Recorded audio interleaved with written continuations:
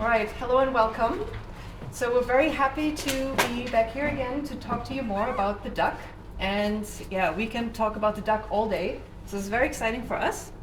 And today we're going to talk to you specifically about designing the duck, a little bit of a behind the scenes of how we designed the detective case for Secret Salami. And I'm Annika. And I'm Johnny. Hello. Okay, and we made 2 duck detective games so far. The Secret Salami came out last year, and then the Ghost of Clamping this year. And we sold over 300,000 copies so far, but for both games on all consoles. And we're very happy with that. That's very nice.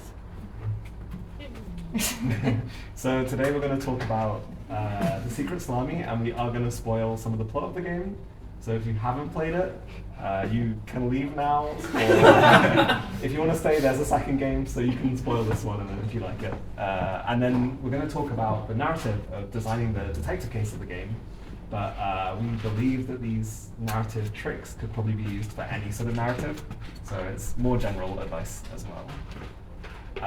So to give you an overview of the project, we'll just start with like design goals, which is that we wanted a twisty detective case. So sort of like Agatha Christie or Conan. We wanted something where, you know, it's a big reveal at the end. We knew that we wanted the player to deduce the story. So that meant games like Obra Dinn or Case of the Golden Idol. We wanted to make sure that it was a thinky game and not necessarily just a narrative experience. And finally, we wanted the game to be cozy and also for a casual audience. So anyone could pick up the game and play it and reach the end and not get stuck, which is the sort of twist we were putting on the experience. Nice. And we're going to give you a recap just because it's been a year or maybe you haven't played. So the duck detective gets called to Barbara's office to investigate a lunch theft. And Freddy, who's this guy down here, he seems very suspicious and people want to get him fired, but it turns out he is getting framed. And the duck detective uncovers a big salami smuggling conspiracy and and arrests the salami bandit and his accomplices. Well, you get to pick actually who you arrest, but yeah, that's the gist of the case. Okay, and we're gonna give you a step-by-step just how we went through designing it. And it's really cool because I found this page of my sketchbook that's actually precisely from that moment where Duck Detective was conceived, which is really cool. And so we were at Cologne, main station. We just came back from Gamescom. I think we were at a coffee fellows here, and Johnny was just, I don't know, playing on his phone or something when you were drawing. And we missed the train, actually. We were sitting there. But anyway, so we came back from Gamescom, and we saw that the publisher that originally was interested in funding us was not anymore. And so we had to come up with a different game plan. We were like, okay, let's make something else. All right, let's make something called Duck Detective. And then we thought, okay, first we need to start with what the setting actually is. And we started brainstorming. We were like, okay, we could do supermarket. We could do cruise ship. We could do anime convention. There's an X next to it. I think we already ruled it out because there's too many people there. It's like we want to keep it small. We could do university. We could do a water park, an amusement park, a hotel, or an office. And then for some reason, the boring office just appealed to us the most. We're like, okay, that's exciting for us. Then let's just go with that.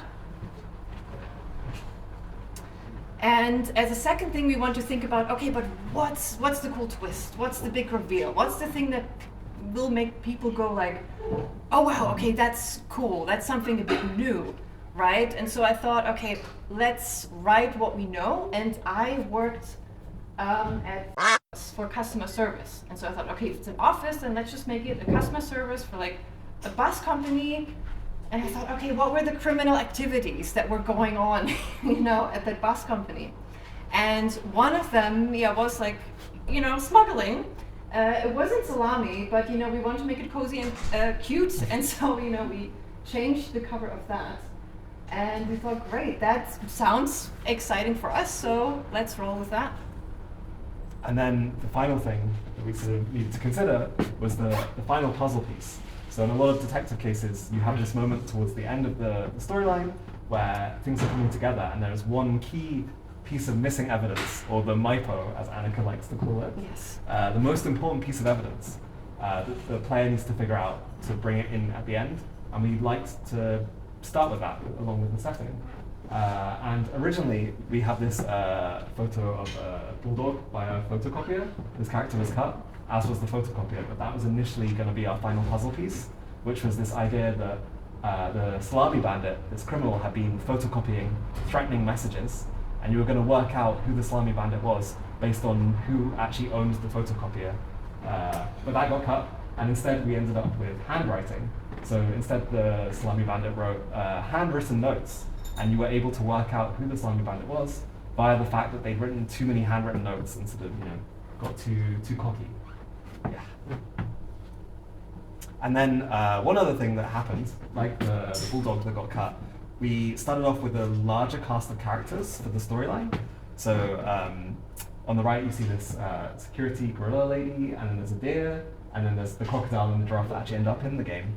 But we sort of combine these certain characters together if they serve the same purpose in the plot, or if their purpose could be brought together, just to make it easier for the player to actually understand all the different people.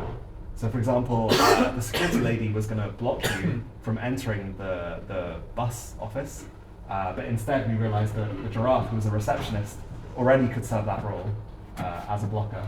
And so, yeah, they became one person. Nice. Right, another puzzle piece is the misdirection, or the magic trick, as we like to call it, where you present the player with one storyline, but it turns out it's actually about something completely else.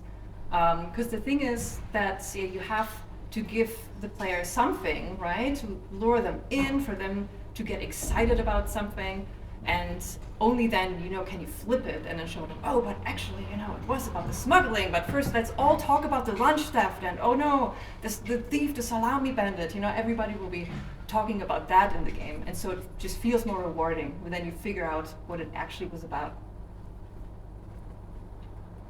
All right, and then also we work in the B plot, just to make it just a bit more difficult for the player to work out what is actually happening. But the thing that we don't really like is just a pure red herring, where, you have something that is not connected to the main storyline at all, which I just feel like just feels a bit unsatisfying. And so instead, what we did, we have another crime going on that is also connected to the main storyline. We have Rufus the penguin, but he's threatening Manfred, the main criminal, and so there, we have this connection, which I think, works out nicely. All right, and then, we have to figure out, okay, but who's going to be the culprit? And so originally, it was just going to be Manfred the bear, the manager, who organized everything. But we felt that, I don't know, it just wasn't exciting enough, it wasn't interesting enough to then have the reveal of like, oh, it was him. So we felt most people would just be like, well, of course it was him, he has access to everything in the office. And so we thought, okay, how can we, make it more interesting, more exciting, just have more character relationships, that will play a role. And so we brought in Sophie as the receptionist, as an accomplice, who will then talk Boris, her ex, into actually helping with transporting the salamis. He's the bus driver. And I think what worked so well there as well was that Sophie was the first person that you meet at the office. And it turns out, it was, her all along who was working on this, this crime, which I think in the end, worked out much, much better than just having it be Manfred. And then this is the lovely graph made by Annika. It's maybe a bit overwhelming at first, but effectively it talks about how all the different characters are connected to one another in the storyline. So it's really important that we wanted every single character to have some kind of intrigue or feeling towards another character. So we have this section we had before, which is around like the smuggling case with the three criminals, but then also you have sort of Rufus, this penguin, who knows about the smuggling case and therefore is blackmailing Manfred the bear over the case, and how that sort of starts to cascade out. And he's also doing some illegal crimes with the help of the sheep over here, and then Freddy up there is being framed by Manfred for the original crimes, and the one person that's kind of a little outside of the sort of all of the criminal stuff was the cat, Laura. But the thing is she's the person that actually brings you to come to the office in the first place. So it's kind of like she was your starting point. And she's part of the misdirection. So again, we have, Yes. it's not a crime, but it's just still an extra thing that she's part of. But I think definitely when we were first making the game, all these connections weren't necessarily clear. Like we had the ideas for these different people that would be working at the office, but over time we made sure that characters had to have really strong ties and links and feelings towards one another, whether it's strong dislike or like, which is really important, and ends up with lots of arrows going all over the place, which I think is kind of important to. All right, and then what mistakes did we make and what did we learn from it?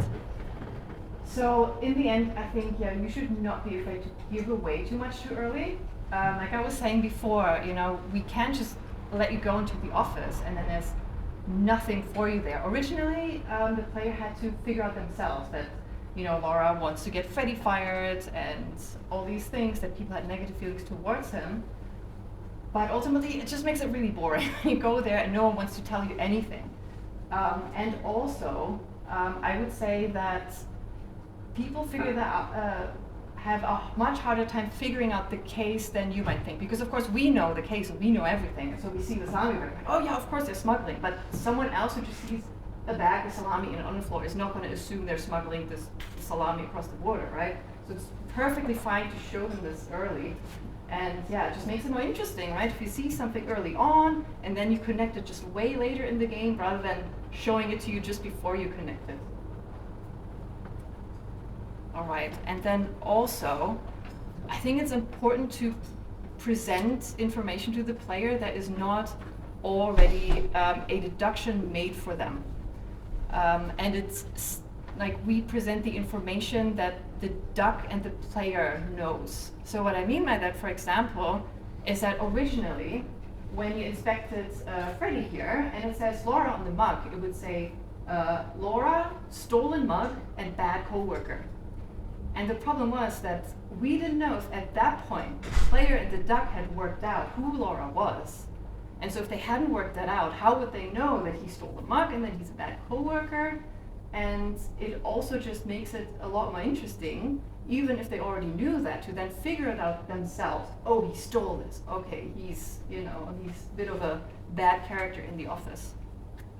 Right, and as a conclusion, so we like to think of the setting and the conspiracy first, when we come up with a case. And we like to have a small set of connected characters, just so much more exciting if everybody actually has something to do with each other. And don't be afraid to give away too much too early. It's good actually to have them more exciting in the beginning. And don't read deduct. It's not reading comprehension. Instead, we want you to put two things together and then feel smart about yourself. All right, and that's it. Thank you so much.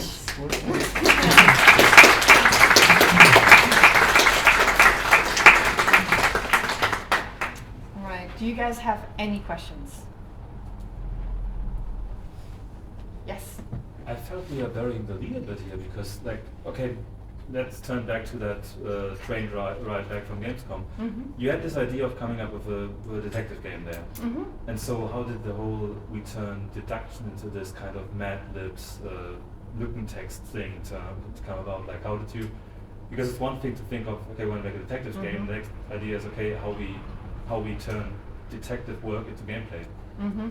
Well, I mean, we didn't come up with that. We just stole it from Case of the Golden Idol. All right. So there's this game called Case of the Golden Idol, and it's amazing, and we absolutely love it.